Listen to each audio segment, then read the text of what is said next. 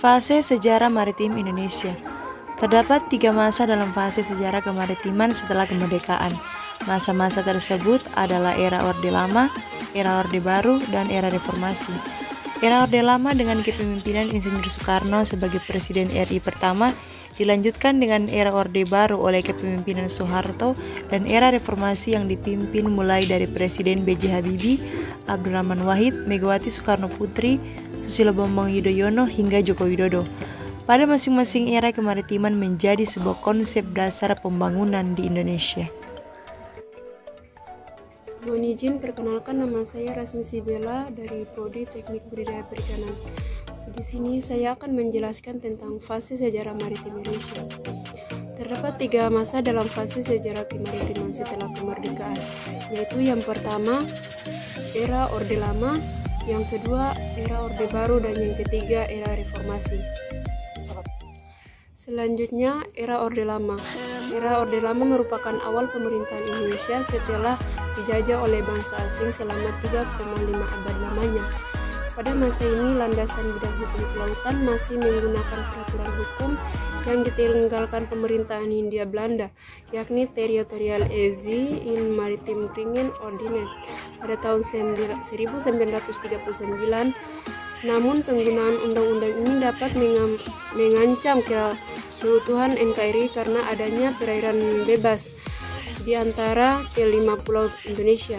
Dengan adanya Hig-Easias, Presiden Soekarno mengeluarkan suatu deklarasi keutuhan wilayah Indonesia pada tanggal 13 Desember 1957 yang dikenal dengan Deklarasi Juanda. Deklarasi Juanda termasuk salah satu dari 3 pilar utama bangunan kesatuan dan persatuan di negara dan bangsa Indonesia, antara lain kesatuan kejiwaan yang dinyatakan dalam Sumpah Pemuda 28 Oktober 1928.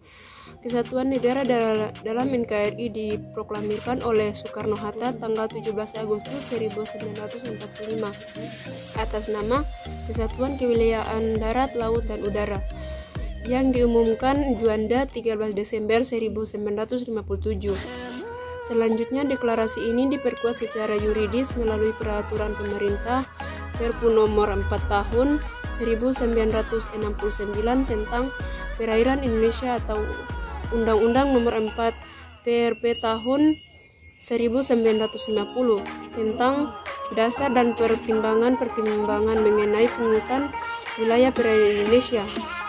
Dengan adanya Hig-Easias, Presiden Soekarno mengeluarkan suatu deklarasi keutuhan wilayah Indonesia pada tanggal 13 Desember 1957 yang dikenal dengan Deklarasi Juanda.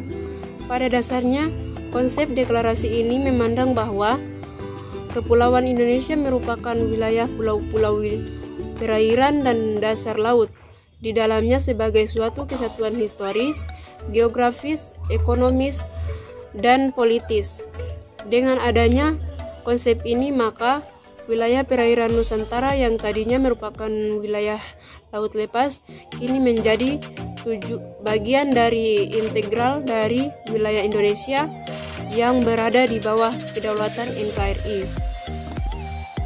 Mohon izin perkenalkan, nama saya Ren Kumala Talisa dari program studi Teknik Budidaya Perikanan. Di sini saya akan melanjutkan materi pada masa Orde Lama. Stabilitas keamanan dan keadaan masih sangat terganggu, terutama di awal kemerdekaan sampai tahun 1960-an.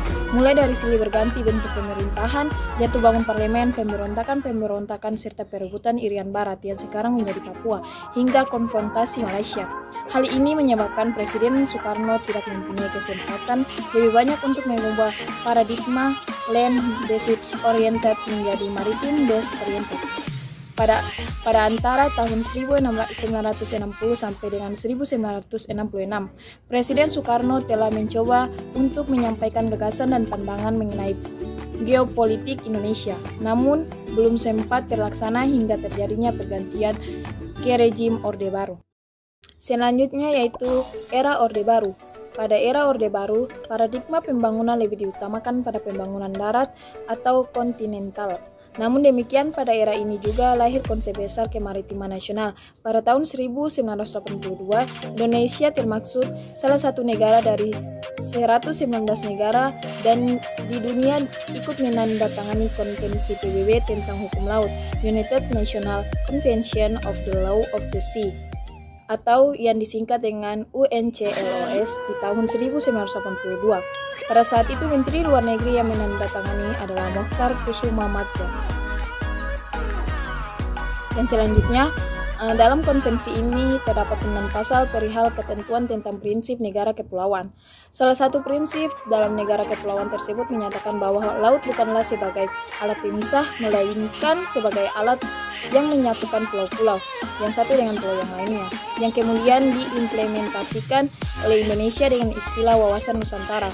Pengakuan dunia internasional ini ditindaklanjuti dengan penerbitannya Undang-Undang Nomor 17 di tahun 1985 tentang pengesahan Konvensi Perserikatan Bangsa-Bangsa tentang Hukum Laut di tahun 1982. Ratifikasi ini merupakan tindak lanjut dalam gagasan negara kepulauan yang pada 25 tahun lamanya dicetuskannya Deklarasi Juanda pada 13 Desember di tahun 1957. Perkenalkan, nama saya Taruni Rostan Nurlatu dari program studi teknik budidaya perikanan A.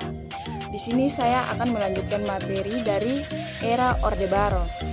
Sejak Deklarasi Juanda itu, Indonesia mempunyai kewajiban dan tanggung jawab untuk melaksanakan Konvensi Hukum Laut PBB pada tahun 1982 dan pada UUD nomor 17 tahun 1985 ini. Selanjutnya dijadikan pedoman dalam penyusunan rencana pembangunan nasional, khususnya pembangunan di bidang kelautan, dan pada Repalita kelima pada 1993 dan 1998. Konsep pembangunan kelautan akhirnya masuk ke dalam garis besar haluan negara atau GBHN. Namun dikarenakan Presiden Soeharto memiliki latar belakang seorang anak petani dan sebagai perwira TNI Angkatan Darat, tentunya lebih berorientasi kepada paradigma kontinental sehingga semua kebijakan dan strategi pembangunan nasional jauh dari aspek maritim atau kelautan. Ya, oke, selanjutnya di era reformasi 1998 sampai dengan sekarang. Di era reformasi pasca Soekarno dimulai pada pertengahan 1998, tepatnya saat Presiden Soeharto mengundurkan diri pada 21 Mei 1998 dan digantikan oleh Wakil Presiden B.J. Habibie. Banyak perubahan-perubahan besar yang terjadi pada era reformasi ini.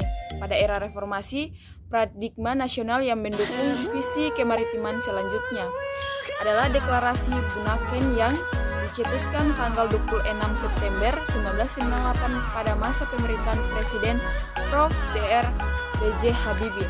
Deklarasi ini pada dasarnya secara tegas menyatakan dua hal pokok, yaitu kesadaran bangsa Indonesia akan geografik wilayah dan kemauan yang besar dari bangsa Indonesia untuk membangun kelautan. Next. Pada kesadaran geografik adalah kesadaran bangsa Indonesia untuk lebih memahami dan menyadari akan kondisi objektif pada wadah kepulauan Indonesia yang 2/3 bagian wilayahnya adalah merupakan laut. Kesadaran bangsa Indonesia juga akan geografik wilayahnya menjadi sangat penting bagi keberhasilan bangsa dalam melaksanakan pembangunan kelautan dan mempunyai arti strategi dalam pengembalian kondisi ekonomi nasional yang saat itu sedang mengalami krisis. Mohon izin perkenalkan, nama saya Taruni Saida Sofielokan dan pada kesempatan kali ini saya akan melanjutkan materi dari era reformasi.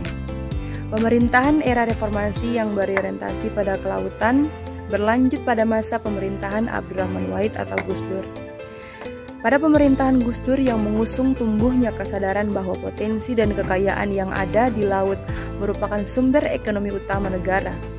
Laut adalah kehidupan masa depan bangsa, dan atas pemikiran ini, Presiden Abdurrahman Wahid kemudian membentuk kabinet baru dalam kabinetnya, yakni Departemen Eksplorasi Laut dengan keputusan Presiden nomor 355 tahun 1999. Dalam perjalanannya, Namanya kemudian dirubah menjadi saat ini Kementerian Kelautan dan Perikanan berdasarkan Peraturan Presiden Nomor 47 Tahun 2009. Melalui Deklarasi Bunaken, babak baru pembangunan nasional mulai yang berorientasi ke laut mulai terbuka, dikarenakan dalam Deklarasi Bunaken ini mengandung pertama, visi pembangunan dan persatuan nasional Indonesia harus berorientasi ke laut. Kedua, semua jajaran pemerintah dan masyarakat hendaknya juga memberikan perhatian untuk pengembangan, pemanfaatan, dan pemeliharaan potensi kelautan Indonesia. Presiden Reformasi Republik Indonesia selanjutnya adalah Megawati Soekarno Putri di Pelabuhan Rakyat Sunda Kelapa merencanakan Seruan Sunda Kelapa pada tanggal 27 Desember tahun 2001. Pada intinya seruan tersebut mengajak seluruh bangsa Indonesia untuk bersama-sama membangun kekuatan maritim kelautan dengan berlandaskan pada kesadaran penuh bahwa bangsa Indonesia hidup di negara kepulauan terbesar di dunia dengan alam laut yang kaya akan berbagai sumber daya alam. Sementara itu, isi dari Seruan Sunda Kelapa antara lain berisi 5 pilar program pembangunan kelautan, yaitu yang pertama, membangun kembali wawasan bahari. Kemudian yang kedua, menegakkan kedaulatan secara nyata di laut. Yang ketiga, mengembangkan industri dan jasa maritim secara optimal. Kemudian yang keempat, mengelola kawasan pesisir laut dan pulau kecil. Dan yang terakhir, mengembangkan hukum nasional di bidang maritim. Kegiatan WOC merupakan inisiatif Indonesia dalam forum internasional yang ditujukan untuk memimpin dunia dan mengambil keputusan dalam mengembangkan kolaborasi internasional dan membuat komitmen bersama dalam menghadapi isu kelautan dunia sekaligus masalah perubahan iklim global. Penyelenggaraan WOC 2009 didukung oleh 123 negara yang tergabung dalam the 18 Meeting of States Parties to the United Nations Convention on the Law of the Sea. Dan dalam pelaksanaannya dihadiri 423 delegasi yang berasal dari 87 negara dan organisasi-organisasi antar negara. Pada masa pemerintahan Presiden Susilo Bambang Yudhoyono, Nomenklatur Dewan Maritim Indonesia atau DMI diganti menjadi Dewan Kelautan Indonesia atau DKIM melalui Kepres nomor 21 tahun 2007. Selanjutnya pada era kepemimpinannya, Susilo Bambang Yudhoyono menyelenggarakan Konferensi Kelautan Dunia yang dikenal dengan World Ocean Conference di Manado pada tanggal 11 sampai 15 Mei tahun 2009. Perkenalkan, nama saya Solin Rakbau, jurusan TBPA. Saya akan melanjutkan materi Deklarasi Kelautan Manado yang menjadi salah satu output utama dari WOC 2009. Ini merupakan tonggak sejarah dan dokumen penting untuk menyelamatkan planet bumi dan kelangsungan hidup generasi penerus di masa akan datang. Sehingga dokumen tersebut akan diperjuangkan oleh waktu tetap pemerintah Indonesia di PBB untuk memasukkan dan menjadikan agenda resmi serta dibahas dalam Meeting of States. Selain itu, output lainnya yakni yang diikuti oleh 6 negara juga merupakan hal penting dalam menyelamatkan keanekaragaman sumber hayati laut dunia, terutama ikan dan terumbu karang. Mohon izin, perkenalkan, nama saya Sri Indamanda Ahmed dari Program Studi Teknik Budidaya Perikanan. Langsung saja melanjutkan materi sebelumnya, yaitu WOC 2009 dapat dinyatakan sebagai komitmen bangsa Indonesia dalam upaya mengembangkan, mengelola dan melestarikan sumber daya laut nasional dan internasional secara berkelanjutan. Puncaknya pada tanggal 13 November 2014 di Konferensi Tingkat Tinggi atau KTT Asia Timur di Naypyidaw, Myanmar. Presiden Joko Widodo menggunakan hasrat Indonesia untuk menjadi poros maritim dunia. Untuk itu, Indonesia akan membangun kembali budaya maritim, menjaga dan mengelola sumber daya laut, dan memprioritaskan pembangunan infrastruktur maritim, membangun pertahanan maritim untuk menjaga kedaulatan dan membangun pertahanan maritim untuk menjaga kedaulatan dan kekayaan maritim secara melalui diplomasi maritim, mengajak mitra-mitra Indonesia untuk bekerjasama dalam bidang kelautan dan menyediakan sumber konflik di laut seperti pencurian ikan, penyeludupan, perampungan laut, dan sengketa wilayah. Lanjut, seruan Presiden Jokowi merupakan yang pertama, visi dan cita-cita besar membangun Indonesia sebagai seruan untuk kembali ke jati diri bangsa, bahari, dan negara maritim, sekaligus untuk membangun kekuatan maritim untuk Indonesia yang bersatu, sejahtera, dan berwibawa. Yang kedua, doktrin yang merupakan arahan mencapai tujuan bersama, mengajak kita untuk melihat diri sendiri sebagai negara kepulauan terbesar di dunia, serta realita posisi geografi, geostrategi, geopolitik, dan geoekonomi. Yang ketiga, upaya implantif dan operasional untuk membangun kejayaan politik, ekonomi, dan keamanan melalui dibangun tol laut.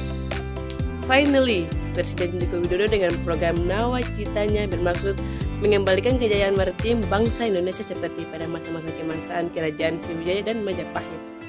Demikian presentasi dari Kempo kami.